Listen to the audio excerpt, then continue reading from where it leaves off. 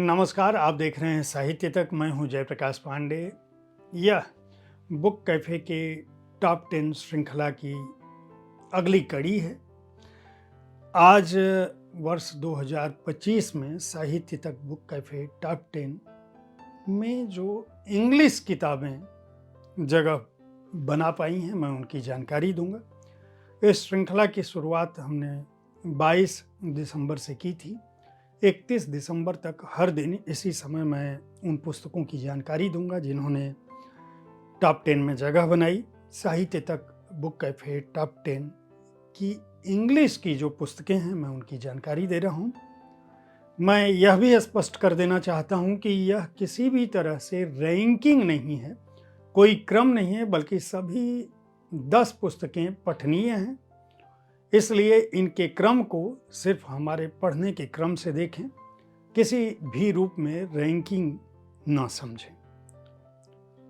साहित्य तक book cafe के टॉप 10 की जो पहली पुस्तक है इंग्लिश की, उसका नाम है Tipu Sultan, the saga of Mysore interregnum 1760 to 1799। Vikram Sampath इसके रचनाकार हैं। उनका कहना है कि टीपू सुल्तान की जो विवादास्पद विरासत है, वह 4 मई 1799 को उनकी मृत्यु के 2 सदी बाद भी भारत के राजनीति को उलझाए हुए। भारत के सैन्य इतिहास का यह रहस्यमय युद्ध क्या वजह है कि इतिहासकारों और विचारकों के बीच अलग अलग अर्थ रखता है। उसके प्रशंसक उसे अलग दृष्टि से देखते हैं और उसके विरोधी उसे अलग दृष्टि से देखते हैं। संपत यह भी बताते हैं कि संयोग से सत्ता पाने वाला टीपू अपने पिता हैदर अली द्वारा 1761 में वाडियारों से मैसूर छीनने के समय से ही जुड़ा हुआ था। पिता पुत्र ने ब्रिटिशों से 4 एंग्लो मैसूर युद्ध लड़े। पहले 2 में हैदर ने कंपनी को घुटने टेकने पर मजबूर किया, लेकिन बाद में विजय के मद में टीपू ने मालाबार, कुर्ग आदि स्थानों पर आक्रमण किया, वहां विनाश किया, धर्मांतरण कराया और मंदिरों को विध्वंस कर दिया। वह कुशल और साहसी प्रशासक तो था, लेकिन धार्मिक मसलों पर उसके अंदर अपने पिता जैसी दूरदृष्टि भी नहीं थी और उसने अपनी मूर्खता और दुस्साहस से जो हिंदू मुस्लिम एकता उसके पिता के कालखंड में स्थापित हुई थी, उसको भंग कर दिया था। संपत इस पुस्तक के माध्यम से यह बताते हैं कि टीपू को इतिहास चाहे जिस भी रूप में याद करे, दक्षिण भारत के इस सर्वशक्तिमान शासक को नकार पाना असंभव है। टीपू सुल्तान के जीवन और उसके बहाने दक्षिण भारत में उसके कालखंड को जिस तरह से संपत ने याद किया है, वह उनकी अनोखी और सूक्ष्म इतिहास दृष्टि का द्योतक है। इस पुस्तक के प्रकाशक हैं vintage books. Doctor Vikram Sampat और विंटेज बुक्स को बहुत बहुत बधाई साहित्य तक बुक कैफे टॉप 10 की इंग्लिश पुस्तकों की सूची में जगह बनाने के लिए। साहित्य तक बुक कैफे टॉप 10 की इंग्लिश पुस्तकों की सूची में जो अगला नाम है, उसका नाम है echoes of eternity, a journey through Indian thought from the Rig Veda to the present. Pavan K Varma द्वारा रचित यह पुस्तक है। वर्मा भारत की सभ्यता और विचार शक्ति को उसकी मौलिक सोच बताते हैं। उनका कहना है कि यही क्षमता वो आधार रही है जिससे भारत आज यहाँ तक पहुँचा है। उनका कहना है कि जब प्राचीन सभ्यताएं ग्रीक, रोमन, फारसी, असीरियन, यहाँ तक कि शास्त्रीय समझी जाने वाली चीनी सभ्यता समाप्ति के कागार तक पहुंच गई या उसने अपने को उस रूप में विकसित नहीं किया, संशोधित, परिवर्तित, परिमार्जित नहीं किया जिस तरह से भारतीय सभ्यता ने किया है, तो आखिर उसकी क्या वजह है। इस पुस्तक में वो प्राचीनता, निरंतरता, विविधता और भारतीय सभ्यता द्वारा आत्मसात करने की, परिष्कार कर पाने की अपनी उसकी प्रकृति को लिखते हैं। इस पुस्तक का कालखंड लगभग 7000 वर्षों की अवधि को दर्ज करता है, जिसमें ऋग्वेद से लेकर दार्शनिक ओशो तक के कथ्य संकलित है। यह पुस्तक दर्शन, तत्वमीमांसा, धर्म, मूल्य, राजनीति, अर्थशास्त्र, कला, साहित्य, कविता और सौंदर्य शास्त्र के साथ साथ सामाजिक परिवर्तन और नवीनीकरण की जो सोच है उस तक विस्तारित है। 20वीं सदी की चर्चा, भारतीय दर्शन और राजनीतिक विचार, चाहे वह उर्दू कविता हो चाहे संस्कृत छंद हो, इस पुस्तक को समृद्ध बनाते हैं और भारत की भारतीयता को नए सिरे से परिभाषित करते हैं। उन लोगों के लिए यह पुस्तक है जिन लोगों के पास भारतीय महान वाङ्मय को पढ़ने का समय नहीं है। इस पुस्तक के प्रकाशक हैं वेस्टलैंड बुक्स। पवन के वर्मा और प्रकाशक वेस्टलैंड बुक्स को इस पुस्तक के प्रकाशन के लिए बहुत बहुत बधाई और शुभकामनाएं। साहित्य तक बुक कैफे टॉप 10 की इंग्लिश सूची की जो अगली पुस्तक है उसका नाम है scaling mount UPSC, inspiring stories of young IAS officers. सज्जन यादव इसके लेखक हैं। सज्जन यादव जो स्वयं एक वरिष्ठ प्रशासनिक अधिकारी हैं, उन्होंने उन 7 आईएएस अफसरों की जो युवा हैं और जिन्होंने अपने संघर्ष से पहाड़ सी समझी जाने वाली, एवरेस्ट सी समझी जाने वाली इस दुनिया की सर्वाधिक कठिनतम परीक्षा में सफलता हासिल की है। उनका कहना है कि तमाम मुश्किलों के बावजूद अपनी लगन और दृढ़ संकल्प से इन प्रतियोगियों ने जो सफलता अर्जित की वह दूसरों के लिए इसलिए भी प्रेरक है क्योंकि इनमें सिक्किम की एक नेत्रहीन लड़की से लेकर केरल की एक सरकारी क्लर्क की भी गाथा है, कश्मीर के दूर दराज गांव का एक युवा है, तो राजस्थान की एक आईआईटी से स्नातक व्यक्ति का भी संघर्ष इसमें शामिल है। यह पुस्तक अनूठी कहानियों के माध्यम से, जो 7 दृढ़ निश्चयी आईएएस अफसरों की कहानी है, उनके माध्यम से युवाओं को यह सीख देती है कि वे यूपीएससी की पुस्तक में सफलता के लिए क्या कुछ करें। यह पुस्तक मनुष्य की योग्यता, उसकी दृढ़ता, उसके समर्पण और उसके सपनों की शक्ति का प्रमाण है, बशर्ते युवा इसे पढ़कर अपने जीवन में उतारें। इस पुस्तक के प्रकाशक हैं पेंगुइन प्रकाशन। पेंगुइन को और सज्जन यादव को बहुत बहुत बधाई और शुभकामनाएं इस श्रृंखला में साहित्य तक बुक कैफे टॉप 10 की इंग्लिश सूची में जगह बनाने के लिए।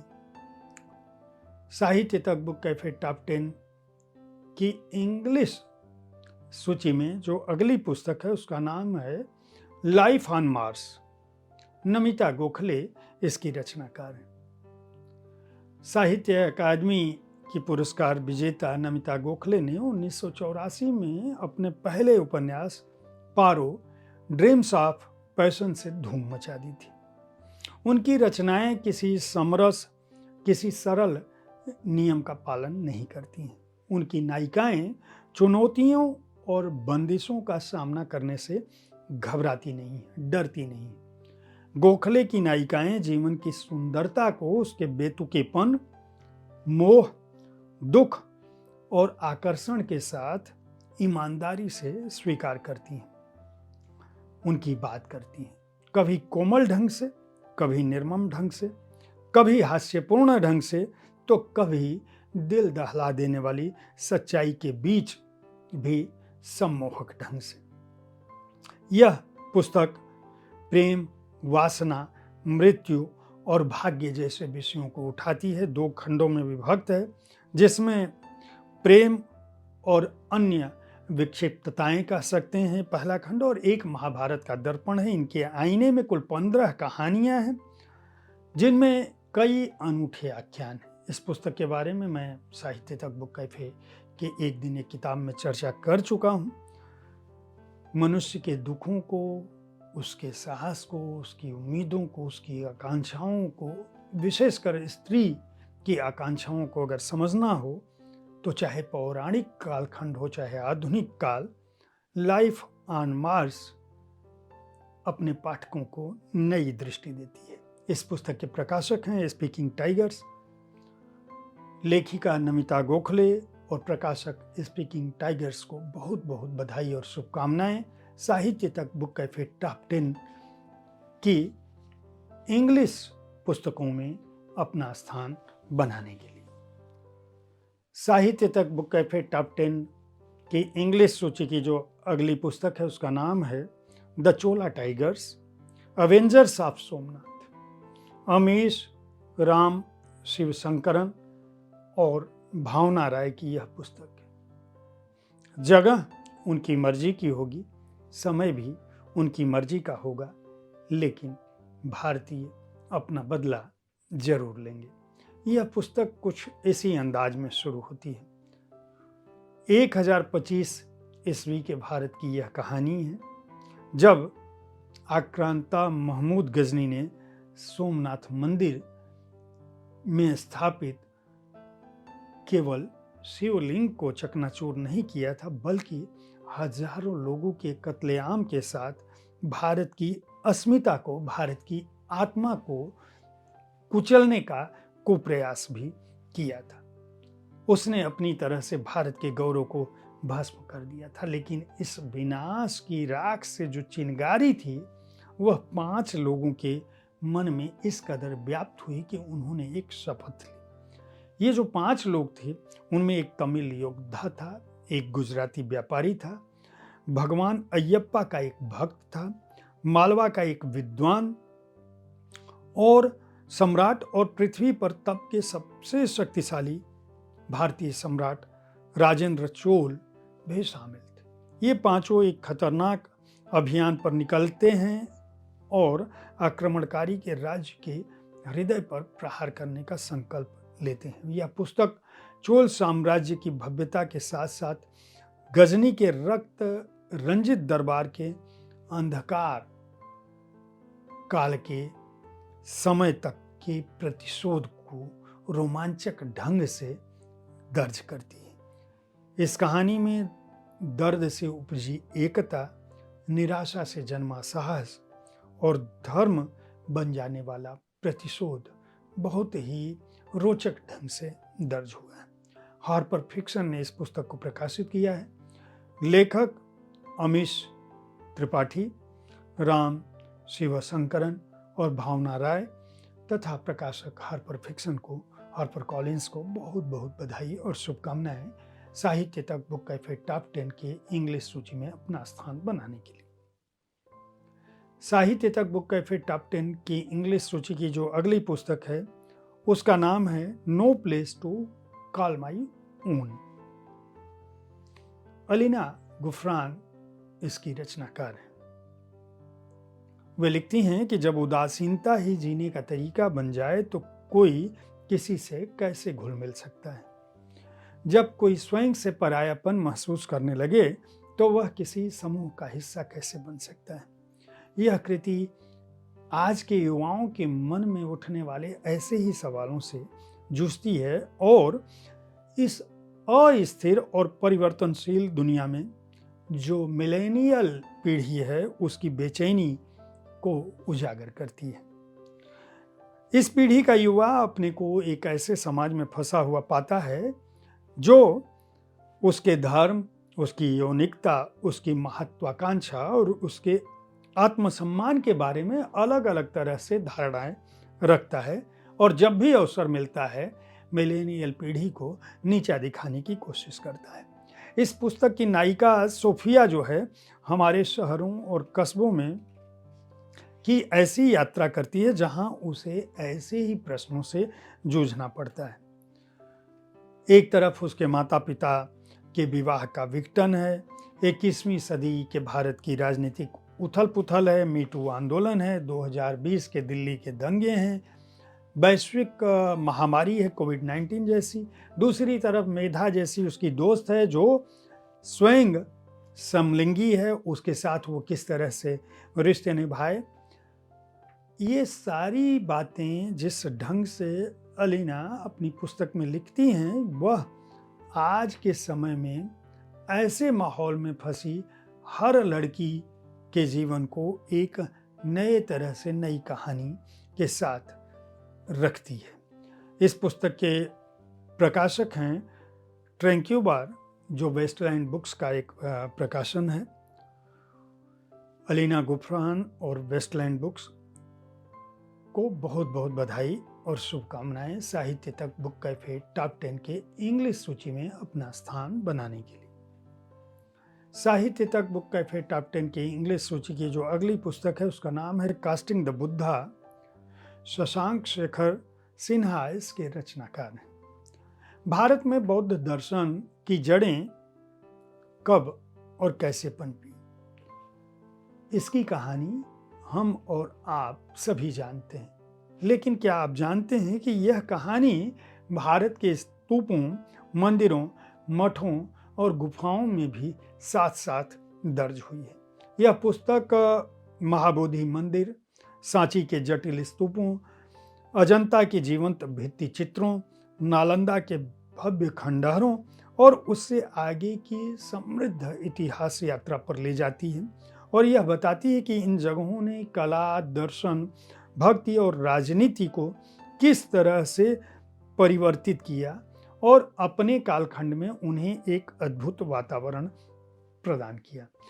लेखक एक तरह से बुद्ध के पदचिन्हों का अनुसरण करते हैं जब वे ज्ञान प्राप्ति और शिक्षा के ऐसे विचार तक पहुंचे जहां ऐसे भव्य स्मारकों के निर्माण की प्रेरणा मिली।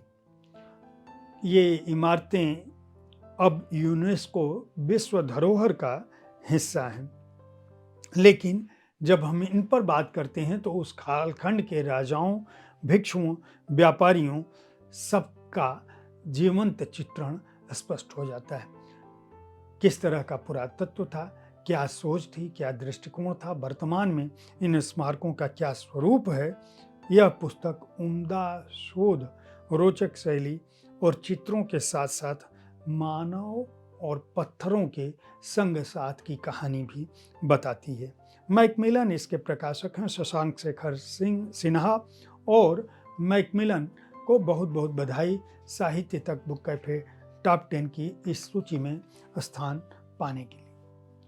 साहित्य तक बुक कैफे टॉप 10 की इंग्लिश पुस्तकों की सूची में जो अगली पुस्तक है उसका नाम है space the India story. Dinesh C Sharma इसके रचनाकार हैं। यह पुस्तक अंतरिक्ष में भारत और भारतीयों के सफलता की रोमांचक गाथा को बताती है। पुस्तक अतीत के उन तथ्यों और प्रयासों पर प्रकाश डालती है कि कैसे एक नव स्वतंत्र युवा भारत ने अपने नेतृत्वकर्ताओं और वैज्ञानिक दूरदर्शिता के चलते आधुनिक राष्ट्र राज्य के रूप में न केवल अपने को स्थापित किया, बल्कि विकासशील देशों की दुनिया में अंतरिक्ष अभियान का अगुवा बनने की ओर कदम बढ़ा दिया। भारत ने बहुत कम खर्च में फुर्तीले इनोवेशन के साथ अनुसंधान की दौड़ में एक बेहतरीन जगह, शानदार जगह बनाई है। अब वह अंतरिक्ष अभियान से जुड़े बड़े देशों के उस क्लब का, एलीट क्लब का हिस्सा है जहां होना अपने आप में गौरव से भर देता है। लेकिन आप उस बात की कल्पना करिए कि 20वीं सदी में जब गरीबी और भूखमरी से जैसी समस्याओं से हमारा देश जूझ रहा था, तब अंतरिक्ष अनुसंधान के लिए प्रेरित करने वाले नेतृत्वकर्ताओं की दूरदृष्टि कितनी अमीर थी। आज भारत चंद्रमा पर मिशन चंद्रयान 3 और गगनयान जैसे अभियानों को चला रहा है। भारत के चंद्रयान 3 की जो लागत थी वह क्रिस्टोफर नोलन द्वारा बनाई गई फिल्म ओपनहाइमर से आधी थी।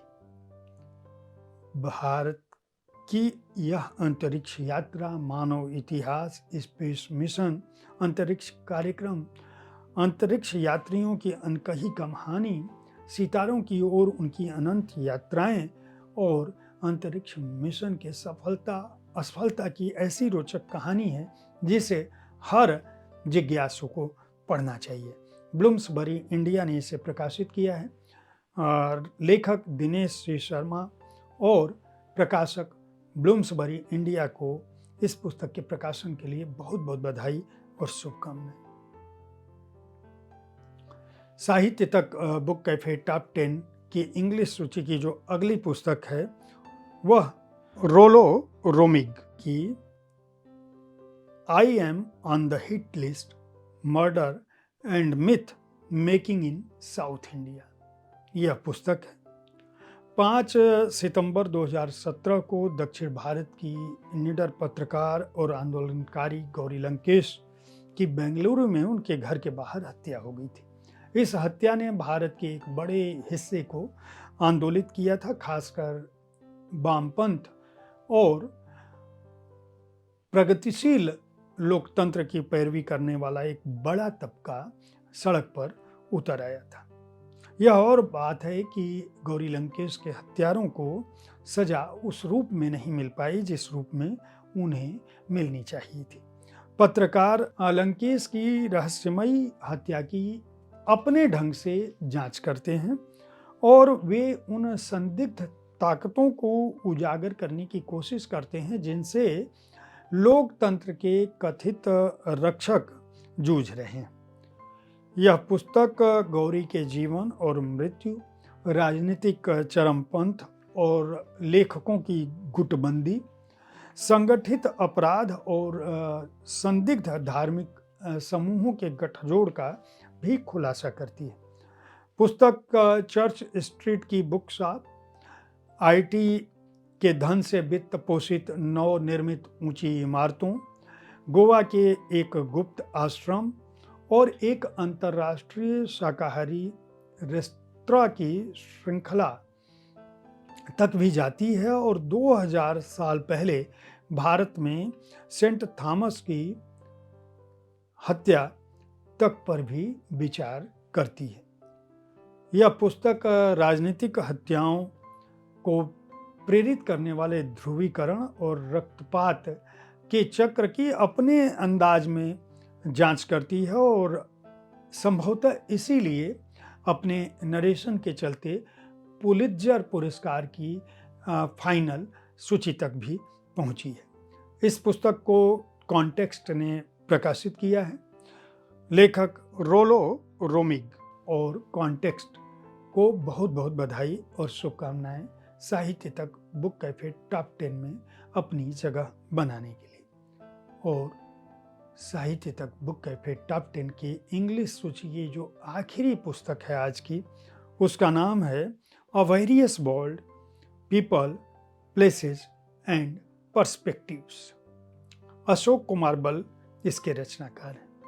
किसी व्यक्ति की व्यक्तिगत अनुभूति, उसका आत्मचिंतन, उसका सामाजिक लोकाचार, उसका स्थान और व्यक्तियों का गहन अवलोकन दूसरे लोगों को किस तरह से प्रभावित कर सकता है, शिक्षित कर सकता है, उनके जीवन को परिमार्जित कर सकता है, यह पुस्तक उसी की वानगी रखती है।